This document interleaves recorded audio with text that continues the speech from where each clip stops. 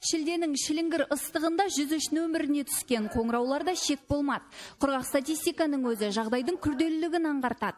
Егер маусым айында жедел жәрдемге 26 мыңдай шақырту тіркелсе, шілде айында бұл көрсеткіш 28 мыңнан асып кеткен. Кей күндері дәрігерлерге бір тәуліктің ішінде мыңнан астам тұрғынның өтінішіне жедел әрекет етуге тура келген. Ең көп түсетін вызовтар күннің ыстықтығына байланысты, үлкен адамдарда қан қысымының жоғары болуы, жүрек аурулары, инсульт, инфаркт, сосын суға батып кету.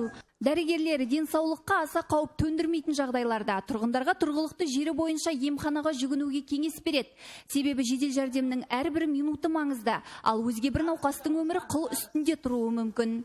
4 санатқа бөлінеді. Бірінші санаты көбінесе өміріне тікелей қауіп төніп тұрған медициналық көмекті қажет ететін жағдайда. Оған ДТП, боль груди, жүрек тұсындағы ауырсыну, жаяу жүргіншілер жолында машинамен ДТП болу, наезд пешеход болу, көбінесе сол. Бірінші санаттағы жаңағыдай вызовтарға 10 минут беріледі, 10 минуттың ішінде барып болуымыз керек. Көбінесе кешігіп барымыз себептері шлагбаун ашып болмайды, тоже подъезін дұрыс жазбайды, квартирасын дұрыс айтпайды. Сондай жағдайларда кешігулер болады.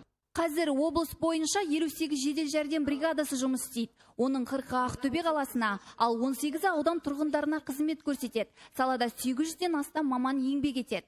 Ақбұт Аяпберген, Николай Сырбов, Жанаділ Сағиев, Ақтөбе телеарнасы.